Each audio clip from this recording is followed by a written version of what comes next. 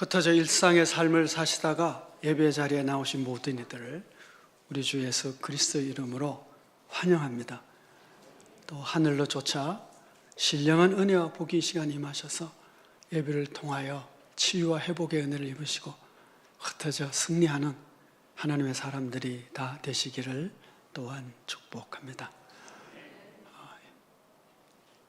다 떠나고 없는데 이렇게 연습하시고 좋은 찬양 준비해 주셔서 감사합니다. 할렐루야 성가대 오늘 숫자가 2부 호산나 숫자하고 비슷한 것 같습니다. 그러나 얼마나 감사한지 하나님께서 이 헌신과 또 사랑 열심을 받으시고 기뻐하여 주시는 줄 믿습니다. 중국에서 활동하며 북한 선교를 하시는 분이 예전에 이런 이야기를 한번 하시더라고요. 자는 아이는 깨울 수 있어도 자는 척하는 아이는 깨울 수가 없습니다. 그러더라고요. 가만 생각해 보니 맞는 것 같아요. 자는 애는 어쨌든 깨울 수 있잖아, 그렇죠? 자는 척하는 아이는 지가 끝까지 자는 척하면 어떡하겠어요? 그냥 못 깨우죠. 모르면서 아는 척하면 배울 기회를 놓쳐버립니다. 부족한데도 다 가진 척하면 체험받을 수 있는 기회를 놓쳐버립니다. 그런데 척하는 것보다 더 위험한 일이 있습니다. 그것은 착각하는 일입니다. 아무것도 없는데 모든 것을 가졌다고 착각하는 것이죠. 오늘 본문에 나오는 라오디게아 교회가 굉장히 위험한 교회, 7교회 중에 마지막 교회잖아요. 저는 마지막 교회를 이렇게 해석합니다.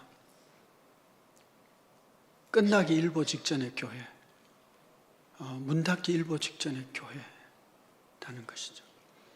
이 교회의 특징이 뭐냐 하면 착각하는 것입니다. 이들은 자신들이 부유하다고 생각을 합니다. 많은 것을 가졌다고 생각을 합니다. 그런데 주님이 보실 때는 그들은 가련한 존재고 불쌍한 존재고 벌거벗은 존재고 형편없는 존재였습니다. 혹시 여러분 이런 생각하세요? 나는 정말 신앙에 열심히 있어. 누가 봐도 나는 참 꽤 괜찮은 열정 있는 신앙인이야. 이렇게 생각하시는 분들이 있을 거예요.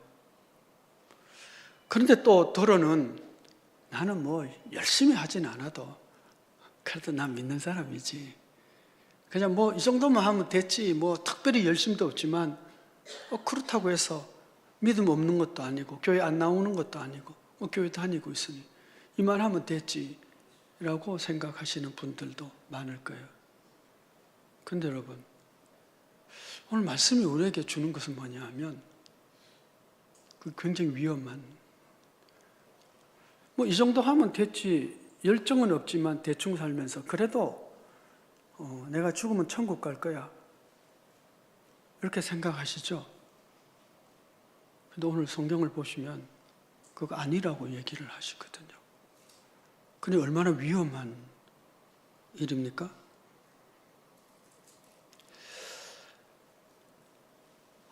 그래서 라오디게아 교회의 마지막 본문 말씀을 준비하면서 굉장히 고민스러웠어요. 이걸 도대체 어떻게 전해야 되지? 또 하나님이 우리에게 은혜를 주셔서 말씀이 잘 전달되면, 하나님의 말씀으로 받으면 참 좋겠다라고 하는 것이죠. 내가 꽤 괜찮은 신앙인이라고 생각하는 것이 신앙인인 척 하는 거에서 더 나아가서 신앙 있다고 착각하는 것은 정말 큰일 날 일이잖아요. 신앙 있다고 착각했는데 하나님 앞에 섰을 때 넌 아니야 라고 할 수 있기 때문에 그렇습니다.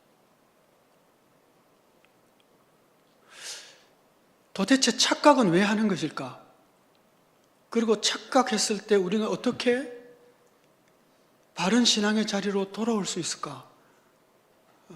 라고 하는 것이 오늘 메시지의 초점이 되겠습니다. 예수님께서 자신을 이렇게 소개를 먼저 하십니다. 오늘 본문 말씀 12절 말씀에 라오디게아 교회 사자에게 편지하라. 아멘이시오 충성되고 참된 증인이시오 하나님의 창조의 근본이시니가 이르시되. 예수님이 자신을 소개합니다. 나는 아멘이다. 아멘이라는 뜻이 참으로 정말 그런 뜻이니까 예수님이 내가 진리야 그렇게 말씀하는 겁니다. 내가 진리다. 내가 참되다. 그리고 내가 창조의 근원이다. 창조의 근원이라는 얘기는 창조주라는 얘기입니다. 여러분 우리 헌법에 그런 거 있잖아요. 모든 권력은 국민으로부터 나온다. 그렇죠? 이건 민주사회에서 하는 얘기입니다. 민주주의 사회의 모든 권력은 국민으로부터 나온다고 하는 것이죠.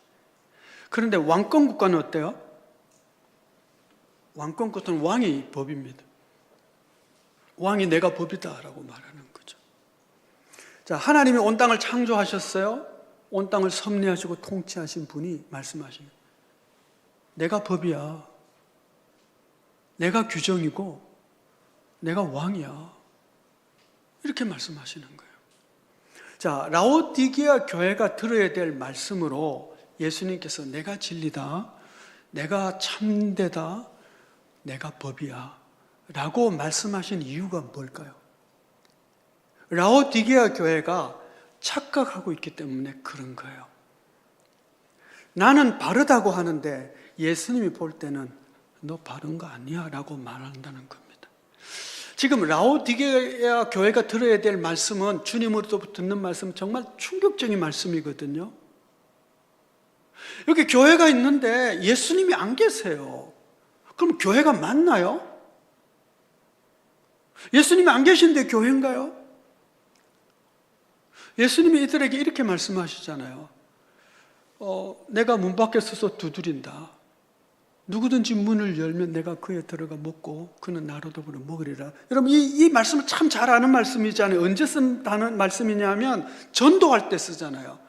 사형리 뭐 이런 거 할 때에 안 믿는 사람에게 예수 믿으세요라고 전할 때에 예수님이 지금 문 밖에 서서 두드립니다. 문을 열면 그에 들어가 먹고 마신다고 합니다. 그리고 요한복음 1장 12절 말씀하면서 영접하는 자 곧 그 이름을 믿는 자들에게는 하나님의 자녀가 되는 권세를 줬다. 영접하면 하나님의 자녀가 됩니다. 지금 예수님 문 밖에 서서 기다리십니다.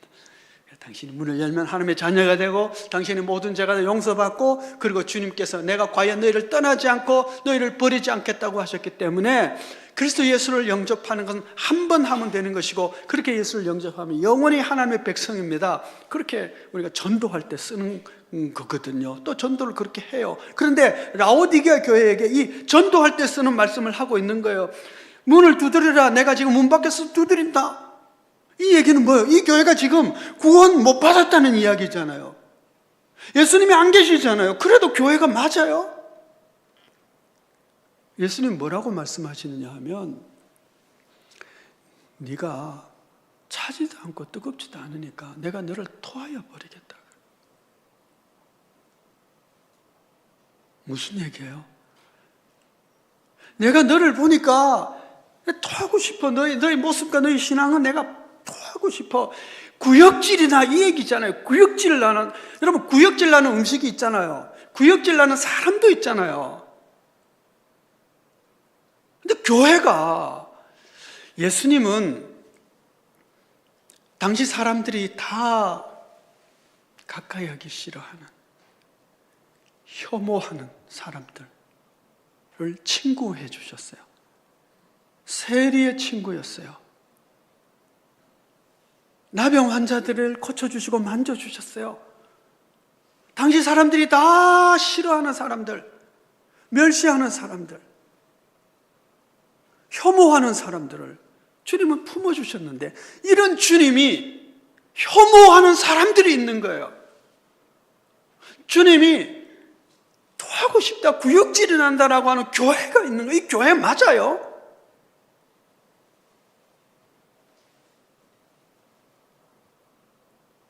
그래도 이 교회가 교회인 이유는 아마 한 가지가 돼요. 예수님이 그제도 사랑하고 있고요. 구역질 하는데도 사랑한대요. 여기서 우리 소망이 있는 겁니다. 그리고 주님이 붙잡고 계시는 사자가 그래도 이 교회에 있었는 거예요. 라오디게아 교회의 사자에게 편지하라 그러잖아요. 주님이 이 교회에 사자를 파송하시고요. 그래도 사랑하고 계신다. 그 얘기는 아직 기회가 있다는 이야기예요. 그런데 이 멸망 직전에 있는 이 교회는 자기가 부유하다 생각을 하는 거예요. 예수님께서 내가 진리야, 내가 법이거든, 내가 재판관이거든. 근데 내가 볼 때 너희는 구역질나, 너는 신앙이 아니야 그거. 그런데 이들이 받아들이기가 힘든 거예요. 아닌데 우리 부유한데, 우리는 꽤 괜찮은 신앙생활을 하고 있는데 라고 말하고 있는 거예요. 그래서 주님이 말씀하시는 거예요. 내가 진리다, 내가 판단하는 거야, 내가 왕이야. 근데 내가 볼 때 넌 아니야. 그러면 이들은 어떤 편을 택해야 돼요? 예수님 편을 택해야 돼요. 예수님의 판단을 택해야 돼요. 그러면 길이 있어요. 살 길이 있어요.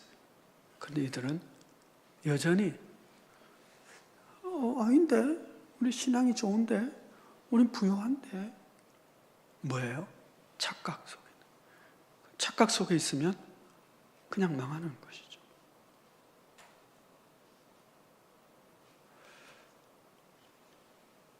그럼 근본적으로요, 우린 다 눈먼 자들입니다.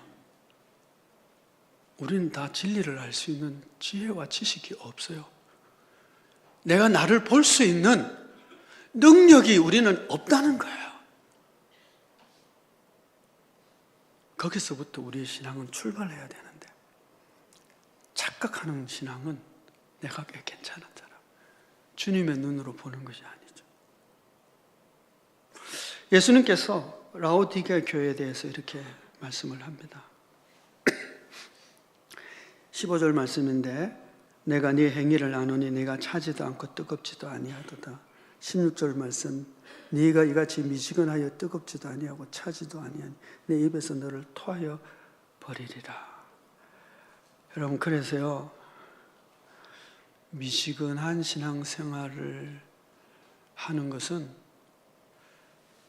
굉장히 위험한 뿐만 아니라 내가 지금 위험 지역에 들어가 있구나 라고 하는 증거입니다. 표시입니다. 그렇게 살면 안 된다는 거예요, 주님. 혹시 미지근한 것 가지고 이 말 하면 됐지, 이 정도 하면 내가 난 죽으면 천국 갈 거야 생각하지 마십시오. 우리 안에 갈망과 갈증과 열정이 있어야 돼요. 이들이 심각한 착각에 빠진 교회인데 17절 말씀 보시면, 네가 말하기를 나는 부자라 부유하여 부족한 것이 없다 하나 내 공고한 것과 가련한 것과 가난한 것과 눈먼 것과 벌거벗은 것을 알지 못하도다. 이들은 참 부유한 동네에 살고 있었습니다. 그리고 교회에 핍박도 없었어요. 고난도 없는 거예요. 평안하죠. 평안한 것이 마냥 좋은 건 아닙니다, 여러분. 며칠 전에 우리 원로 장로님하고 같이 얘기를 하다가 장로님이 그러시더라고요. 야, 젊은 시절에는 참 힘들고 빡빡하게 열심히 살았는데 그래도 시간 되면 밥도 안 먹고 수요기도에 가고 예배 드리러 가고 가난할 때 더 믿음이 좋은 것 같다고. 맞습니다. 그래서 부유할 때 조심하셔야 돼요. 주님이 보시는 부유함은 그게 아니기 때문에 그래요. 이들은 공고하고 불쌍하고 가난하고 눈멀고 벌거서 벗었으나 스스로 착각하고 있었던 거죠. 착각하고 있다 보니까 열심히 안 생겨요. 왜냐하면 내가 부유한데, 그죠? 이만하면 괜찮다고 생각하니까 열심히 없는 거예요. 주님께서 이들에게 세 가지 권면을 합니다. 18절 말씀에서 내가 너를 권하노니 내게서 불로 연단한 금을 사서 부요하게 하고 흰 옷을 사서 입어 벌거벗은 수치를 보이지 않게 하고 안약을 사서 눈에 발라 보게 하라. 먼저 주님으로부터 금을 사라 그래요. 흰 옷을 사라 그래요. 안약을 사라 그래요. 다 사랍니다. 여러분, 살려면은 뭔가 교환을 해야 될 거 아니에요. 도대체 뭘 가지고 와서 이거 교환할 수 있을까요? 주님이 사라고 그러는데 지금 금을 사야 돼요. 흰 옷도 사야 돼요. 이사야서를 보면 이사야 55장 1절에 오라 너희 모든 목마른 자들아 물로 나오라 돈 없는 자도 오라 너희는 와서 사 먹되 돈 없이 값 없이 포도주와 젖을 사라. 하나님 앞에 나올 때는 우리가 돈 가지고 와서 사는 것이 아니고 돈 없이 값 없이 와서 사라고 그래요. 무슨 뜻이냐 하면 그냥 오면 된다는 이야기예요. 우리가 주님께 금을 사라. 너가 내게 와서 금을 사라. 그리고 흰옷 사라, 안약을 사라는 얘기는 너가 내게 와라는 얘기예요. 그래서 너희가 문을 열면 내가 문 밖에서도 두드리는데 너희가 문을 열면 내가 들어가겠다는 얘기예요. 내가 들어가면 너희에게 금보다 귀한 믿음도 주고 하나님의 의의 옷을 입혀주시고 그리고 너의 삶이 어떻게 사는 것이 바르게 사는 것이 잘못된 길을 간지 내가 보여주겠다는 거예요. 진리의 빛을 비춰주셔서.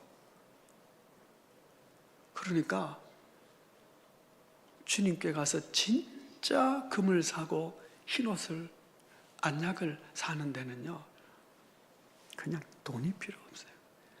그냥 가면 돼요. 그냥 주님께 가면 된다고요. 이걸 은혜라고 그러잖아요. 내가 행한 것 없이 그냥 주님께 가면, 주님을 영접하면 이 은혜를 입는다는 것이죠.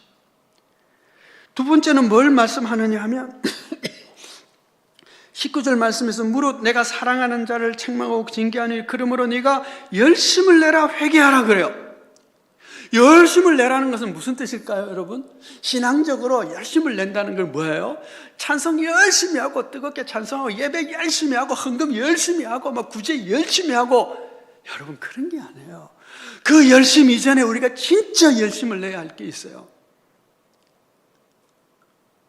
그 뭐냐 하면 하나님을 알기에 힘쓰는 것이고 그리스도를 사랑하기에 힘쓰는 거예요. 일전에도 한번 말씀드린 것 같은데 예수님이 부활하시고 난 후에 나는 고기나 잡아야 되겠다라고 그 갈릴리에 고기 잡고 있는 베드로를 찾아가셨잖아요. 그리고 베드로에게 뭐라고 말씀하시냐면 내 양을 치라, 내 양을 먹이라 그렇게 하시잖아요.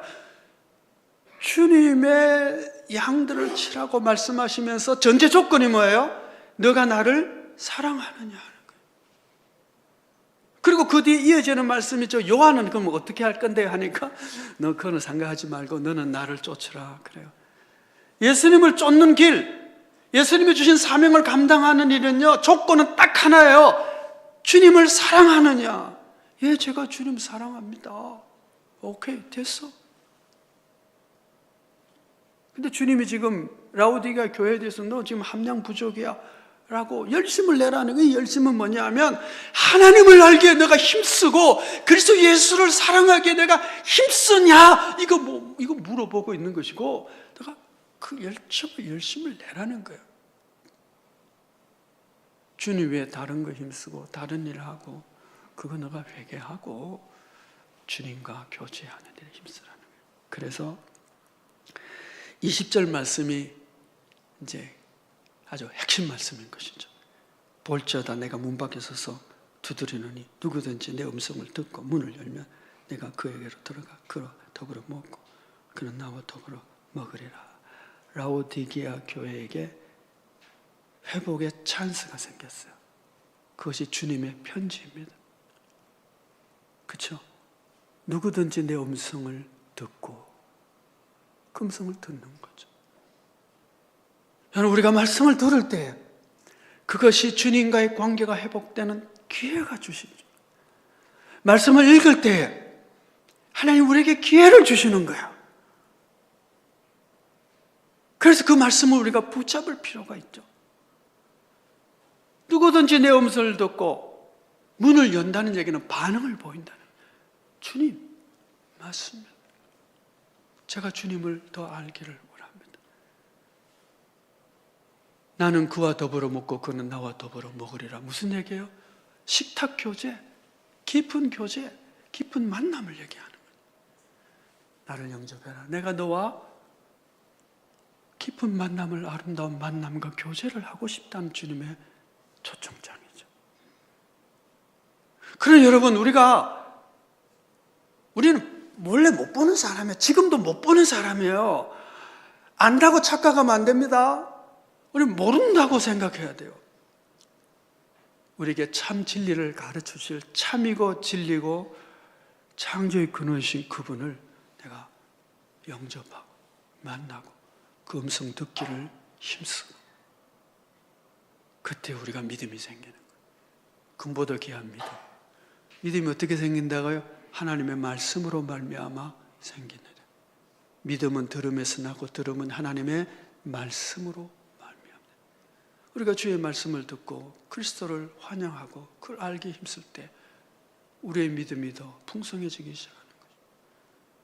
그리스도의 의의 옷을 입게 되고 주님의 말씀을 통해서 비로소 내가 이런 자였구나. 내가 괜찮은 자인 줄 알았는데 사실은 헐벗은 자였구나.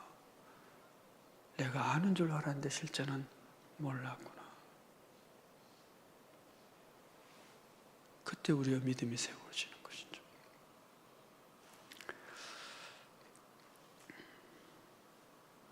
바울이 빌보 교회 편지를 쓰면서 3장 12절에서 이렇게 얘기를 합니다. 과거의 일을 잊어버리고 부르심의 상을 향하여 쫓아가노라. 내가 행한 것은 내가 이루었다, 온전히 이루었다, 온전히 안다 하지 않고 아직도 부르심의 상을 향하여 달려간다. 그러면서 그 다음에 하는 말씀이 참 중요해요. 누구든지 우리 온전히 이룬 자들은 이렇게 생각할지니. 뭐예요? 온전히 이룬 자는 이미 완성된 자가 아니라 아직도 부족한 줄 알아 달려가는 자가 이룬 자라는 얘기예요. 우리가 믿음이 있다고 하는 자는 그 믿음이 완성된 것이 아니라, 의로운 자는 의가 완성된 자가 아니라 아직도 부족하기 때문에 더 알기를 원해서 더 의로워지기 위해서 주님을 향해서 달려가고 더 알기 힘쓰는 자가, 갈급하고 갈망하는 자가 믿음 있는 자고 온전한 자이라는 거예요. 그래서 여러분, 우리 안에 나는 아는 바가 없고 부족하니 내가 주님을 알기를 원하고 참된 진리를 알기를 원합니다는 갈급함을 가지고 신앙을 갖고 신앙의 삶을 살지 않으면 굉장히 위험한 거죠. 어쩌면 그 상태로 가다가는 천국 갈 줄 알았는데 천국 문 앞에서 넌 아니야 라는 말을 들을 수가 있습니다. 그래서 제가 오늘 설교하기가 굉장히 힘든 거예요. 내가 보는 내가 아니라 주님이 보는 눈으로 나를 봐야 되기 때문에 그래요. 진리니까. 여러분 안에 그리스도를 알고자 하는, 그리스도를 사랑하는 그 갈망을 가지고 살아갈 수 있게 되기를 축복합니다. 예전에 우리 교육자들하고 그 예수 동행 일기라고 하는 것을 같이 쓴 적이 있어요. 꽤 괜찮은 훌륭한 목사님인데, 감리교 목사님이신데 유기성 목사님이라고 예수 동행 일기라고 하는 걸 해요. 그래서 이제 이렇게 인터넷상에 방을 만들어가지고 이제 교육자들이 방을 하나 만들어서 매일 그리스도와 동행하는 일지를 쓰는 거야. 영성 일기를 쓰는 거죠. 근데 이렇게 이제 그룹으로 만들면 주님과 동행하는 어떤 일이 있었는지, 어떤 말씀이 있었는지 서로 쓰고 격려하고 하는 거잖아요. 꽤 괜찮더라고요. 여러분 한번 도전을 해보시기 바랍니다. 영성일기를 쓰는 거예요. 뭐예요? 주님 내 안에 오셔서 말씀하여 주시는 바 써보는 거죠. 오늘은 주님으로부터 주신 말씀의 권면이, 도전이 뭔지, 내가 어떻게 결심했는지 쓰는 거예요. 그렇게 주님과 먹고 마시는 관계가 내 영성, 내 삶 속에, 내 심령에 있어지는 사람이 이제 주님 앞에 바로 선 사람. 내 안에 그 만남이 없으면 위험해져. 나는 신앙이 있다고 하지만 사실은 없는 자일 수도. 어쩌면 주님이 난 토하고 싶다. 난 너 볼 때 구역질이 나. 이럴 수 있잖아요. 우리 그런 신앙이 안 돼야 되지 않겠어요?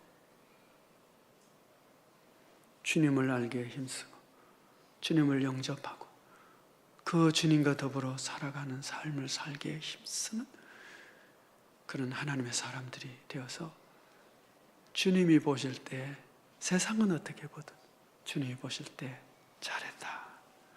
너 참 아름답다. 그렇게 칭찬받을 수 있는 신앙의 자리로 나아가는 우리 모두가 되기를 축복합니다. 기도하겠습니다. 은혜로우신 아버지 하나님,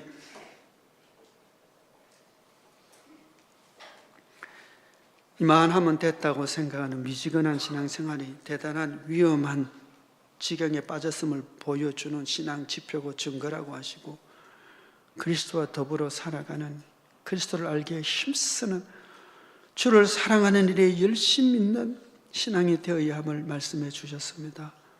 주님, 저희가 그렇게 그리스도를 사랑하기를 원합니다. 하나님을 알기에 힘쓰는 신앙인 되기를 원합니다. 주님의 눈으로 세상을 볼 수 있고 나를 볼 수 있기를 원합니다. 믿음으로 믿음에 이르게 하시고 그리스도의 의의 옷을 입게 하시고 주의 말씀으로 눈을 뜬 자 되게 하여 주옵소서. 예수 그리스도의 이름으로 기도하옵나이다. 아멘. 찬송가 535장 함께 찬송하겠습니다.